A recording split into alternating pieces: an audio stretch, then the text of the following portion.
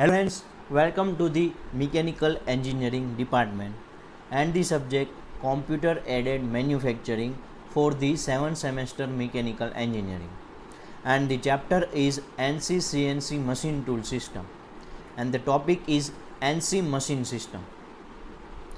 Earlier life of manufacturing, ત્યાં manual operated છે એ manufacturing use થતું હતું.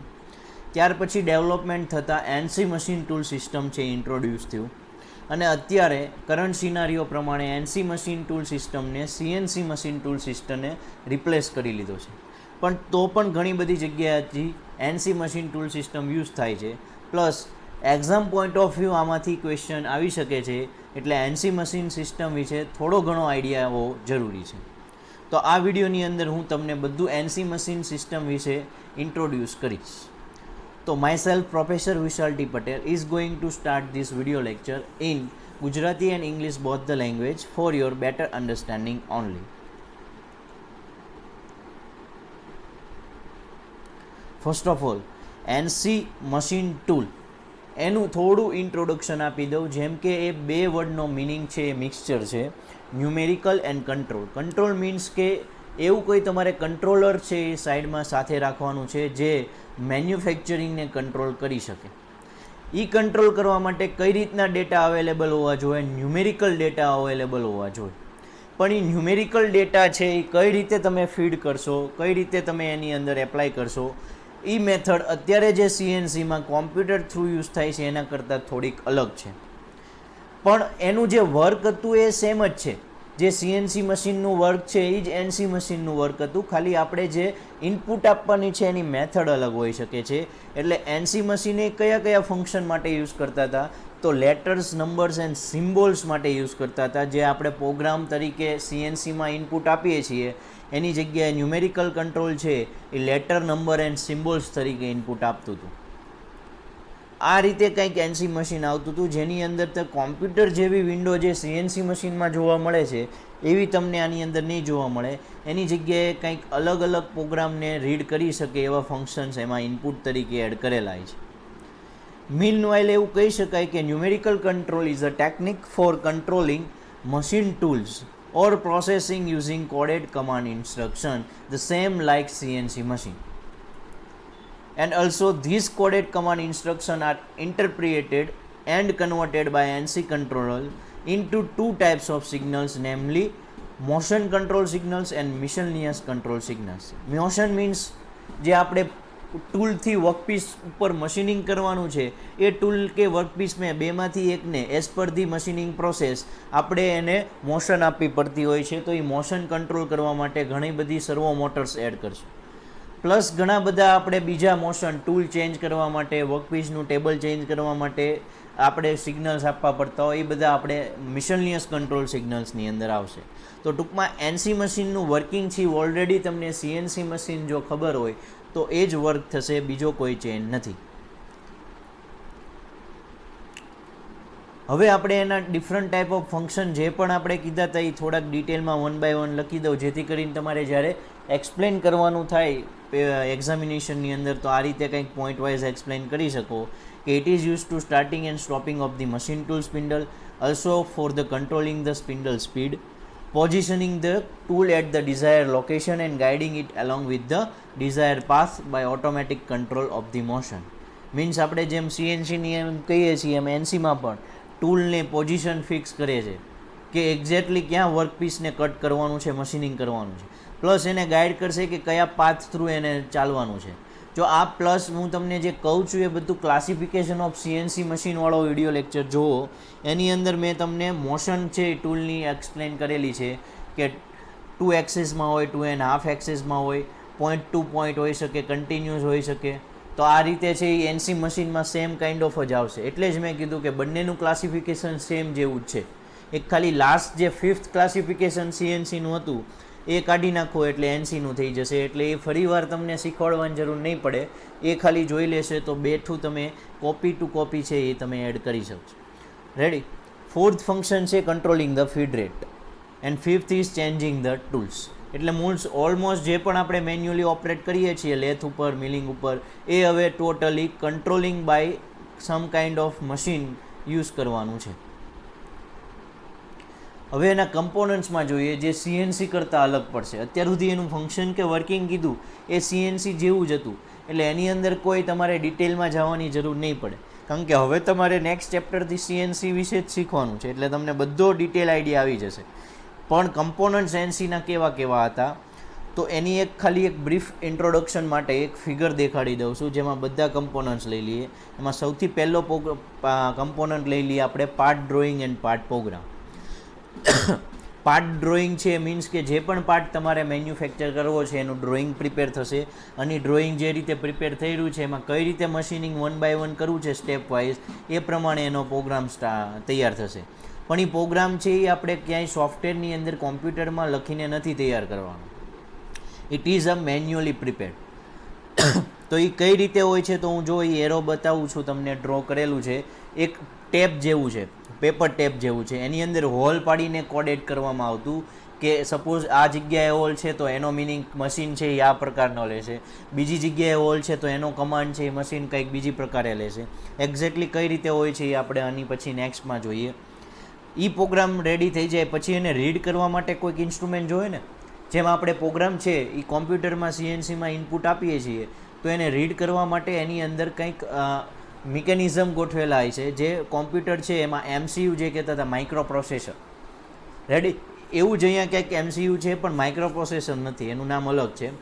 માઇક્રો પ્રોસેસર ત્યાં શું કરતું હતું કે કોડેડ ને ડીકોડેડ કરતું હતું. અહીંયા સેમ એવું છે કે આપણે જે પ્રોગ્રામ જે પાર્ટ પ્રોગ્રામ ટેપ ઉપર આપ્યો એ ટેપને રીડ કરવા માટે શું જોશે, ટેપ રેકોર્ડર અથવા પ્રોગ્રામ ટેપ જે છે એને રેકોર્ડ કરવા માટે અને રીડ કરવા માટે પ્રોગ્રામ ઇનપુટ ડિવાઇસ એવું કહેવાય.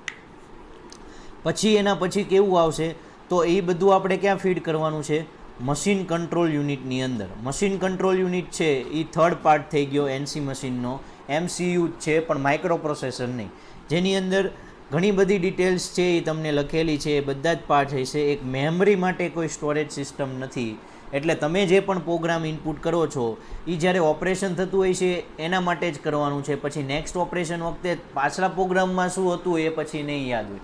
મશીનને પણ અને તમને પણ સ્ટોરેજ થઈ શકતું નથી, જે સીએનસી મશીનમાં કોમ્પ્યુટર હોવાથી અવેલેબલ છે. આ બધા નેક્સ્ટ વિડીયો લેક્ચરમાં હું તમને ડિફરન્સ સાથે બધું પાછું સમજાવીશ. હવે આ બધા કમાન્ડ રેડી થઈ જાય એટલે ફંક્શન્સ છે એના કમાન્ડ તમારે કોને સેન્ડ કરવાના હોય છે, રિયલ મશીન ટૂલને.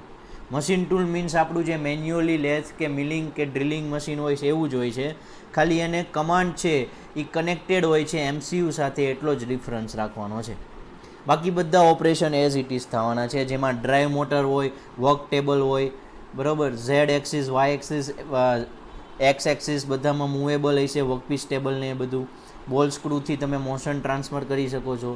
અગેન આ બધા પાર્ટ્સ છે એ તમને main structure parts of the CNC મશીનની અંદર હું તમને પાછો સમજાવીશ.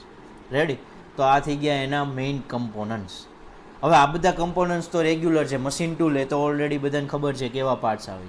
મશીન કંટ્રોલ યુનિટ તો કે એમાં તો પછી શું છે, પાર્ટ પ્રોગ્રામ અમને આપીએ, ઇન્ટરપોલેશન થાય, એમ્પ્લીફાયર સર્કિટ્સ હોય ને એ બધું અલગ વસ્તુ છે. પણ આપણે જે મેઇન સમજવાનું છે એ પાર્ટ પ્રોગ્રામ છે કે કયા ડિવાઇસ ઉપર આપણે ફીડ કરી શકીએ છીએ. તો એ હું તમને 3 ટાઈપના જે ડિવાઇસ આવતા હતા પ્રોગ્રામ ફીડ કરવા માટે એનસી મશીનમાં એ ડિટેલમાં સમજાવું. તો સૌથી પહેલાં એમાં આવતું હતું data carriers. Data carriers means શું છે એની અંદર, તો એ તમને હું સમજાવી દઉં કે અહીંયા હું તમને બતાવું કે આ ડેટા બે આપણે ઇનપુટમાં આપણે તૈયાર કરી લીધા, તો એ કોને આપવાનું છે, ટેપ રેકોર્ડરને. તો આ ડેટા છે એ જુઓ તો એમાં તૈયાર કરેલા છે, પેપર ટેપ જેવું છે. કેવું આવે છે એક્ઝેક્ટલી હું તમને હવે બતાવું ડિટેલમાં, ખાલી અત્યારે ટાઈપ્સ બતાવું છું. સેકન્ડ ટેપ જે આવે છે પેપર ટેપ એ રિપ્લેસ થઈ ગઈ, કારણ કે એનો વેસ્ટ છે એ વધારે જતો હતો, કારણ કે ફિઝિકલી નહોતું વર્કિંગ કરી શકે એવું, કારણ કે પેપર ટેપ છે એ તરત ફાટી જાય એવું પણ બને છે. તો એની જગ્યા પછી થોડોક ટાઈમ પછી કોણે લીધી, મેગ્નેટિક ટેપે, જેને આપણે કેસેટ કહેતા હતા, જે આપણે ટેપ રેકોર્ડરમાં યુઝ કરતા હતા એવી સેમ કાઇન્ડ ઓફ કેસેટ છે, અને કેસેટ રેકોર્ડર હતું. હવે કેસેટનો યુઝ પણ ધીમે ધીમે યુઝ ઓછો થતો ગયો, અને પછી શું આવી ગયું, આપણે જેને સીડી કહીએ છીએ, ડીવીડી, એ કોમ્પ્યુટર ડિસ્ક, અને એ માઇક્રો કંટ્રોલની અંદર યુઝ થવા માંડ્યું. આ ત્રણેય ટાઈપના ઇનપુટ છે એ કંટ્રોલ યુનિટ ઓફ સીએનસીમાં યુઝ થાય છે, બરાબર. પણ આ જે પહેલાં 2 ટાઈપના છે અત્યારે આપણે શેમાં યુઝ કરીએ છીએ, એનસી મશીનની અંદર યુઝ કરીએ છીએ. કઈ રીતે યુઝ થાય છે, તો સૌથી પહેલાં શું આવતું હતું, પંચ ટેપ. તો તમે એક બેસ્ટ એક્ઝામ્પલ આપી દઉં કે એસટી બસમાં તમે ટ્રાવેલિંગ કરેલું જ હશે, બરાબર. તો એની અંદર તમે પહેલાંના ટાઈમમાં જોશો તો અત્યારે તો બરાબર છે, ડિજિટલ ટિકિટને નીકળી જાય છે, કંઈક કે ડિજિટ છે એ દબ્બે છે એ પ્રમાણે ટિકિટ તમારી આવી જાય છે. પણ પહેલાંના ટાઈપમાં કેવી આવતી હતી? પેપર ટિકિટ હતી આવી રીતની કંઈક, જેમાં એ શું કરતો હતો? પંચ કરતો હતો અને એના નંબર પ્રમાણે, પંચિંગ ઉપરના નંબર પ્રમાણે એને આઈડિયા આવી જાય કે ક્યાંથી એમણે ટ્રાવેલિંગ સ્ટાર્ટ કર્યું છે અને ક્યાં સુધી એને જવાનું છે. તો એવું જ કંઈક અહીંયા કરવાનું છે. પંચ ટેપ, એક પેપર ટેપ અવેલેબલ છે, એમાં પંચ કરવામાં આવે છે. એ પંચિંગ પ્રમાણે શું થશે? મશીન છે એ કમાન્ડ છે એ એપ્લાય કરશે. તો એ તો બહુ સસ્તું અને ઇઝીલી અવેલેબલ હતું, પણ પ્લસ એમાં બીજો પ્રોબ્લેમ શું આવ્યો કે it can be physically damaged, easily damage થઈ શકે છે. એટલે બહુ પહેલાં એનસી ડેઝના, અર્લિયર એનસી ડેઝમાં એ યુઝ થતી હતી, પણ ધીમે ધીમે હવે એનો યુઝ છે એ ઓછો થતો ગયો અને પછી લઈ લીધું પ્લેસ એણે મેગ્નેટિક ટેપે. તો મેગ્નેટિક ટેપની અંદર જઈએ તો મેગ્નેટિક ટેપ આ રીતની કંઈક યુઝ કરતા હતા.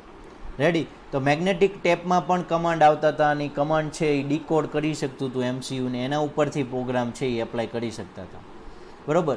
લીસ્ટ કોસ્ટલી મેથડ હતી, but it is not often use due to its low speed. Speed બહુ ઓછી હતી, એના કારણે જે પ્રોડક્ટિવિટી હતી એમાં ડિક્રીઝ થવાની પોસિબિલિટી વધારે હતી. તો એ જ વસ્તુ થઈ ગઈ કે આપણે પ્રોડક્ટિવિટી વધારવા હાટું તો જે હવે આપણે ડેવલપમેન્ટ કરતા હોઈએ કે મેન્યુઅલની જગ્યાએ એનસી સિસ્ટમ એપ્લાય કરી, તો મેગ્નેટિક ટેપ છે એનો ધીમે ધીમે રિપ્લેસમેન્ટ થવાની ટાઈમ આવી ગયો હતો અને પછી લીધું એના રિપ્લેસમેન્ટમાં computer disc. Computer disc means CD or DVD, જેની અંદર આપણે કમાન્ડ આપી શકીએ છીએ અને એ કમાન્ડને રીડ કરી શકીએ એવી સિસ્ટમ હોય છે. એટલે કે અત્યારના ટાઈમમાં computer disk are widely use to store NC part program. This disk are two forms, floppy disk and hard disk. All of you know that it is inexpensive, can store large volume data and easy to access. So nowadays it is very useful for NC machine tool system as well as CNC machine tool system. But in CNC machine tool system we are using now computer control. તો NC મશીનમાં કઈ રીતે programme feed થઈ શકતા હતા એ 3 type છે, મેં તમને ડિટેલમાં સમજાવ્યા. હવે આખી પ્રોસેસ છે કઈ રીતે થતી હતી એનસી મશીન ટૂલ સિસ્ટમની અંદર. તો સૌથી પહેલાં તમને ખબર છે કે મેં ફર્સ્ટ ચેપ્ટરની અંદર કીધું હતું કે before manufacturing we should do process planning for any manufacturing. એટલે પ્રોસેસ પ્લાનિંગ થશે. As per the process planning we have prepared one program, means આપણે પાર્ટ પ્રોગ્રામિંગ પ્રિપેર કરશું. Then this part programming is feeded into some tape, means tape preparation થશે અને એ ટેપને prepare કરવા પહેલાં, prepare થઈ ગયા પછી રેકોર્ડ થશે. જ્યારે મશીનમાં એપ્લાય કરશું એ પહેલાં વેરીફાઈ કરવી પડે છે, is it okay or not. નહીં તો શું થશે કે રોંગ પ્રોગ્રામ છે ઇનપુટમાં જશે તો પછી રોંગ મેન્યુફેક્ચરિંગ થશે.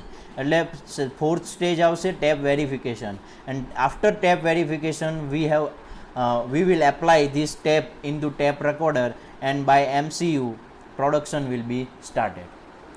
આ રીતે કંઈક આખી પ્રોસેસ હોય છે એનસી મશીન ટૂલ સિસ્ટમ. હવે એના એડવાન્ટેજ ડિસએડવાન્ટેજ જોઈએ. તો હું જે એડવાન્ટેજ કહું છું એ કમ્પેર ટુ સીએનસી મશીન નથી કહેતો. એવું યાદ રાખજો કે થોડા વર્ષ પહેલાં, before some years, NC machine tool system જ અવેલેબલ હતું, સીએનસી નહોતું.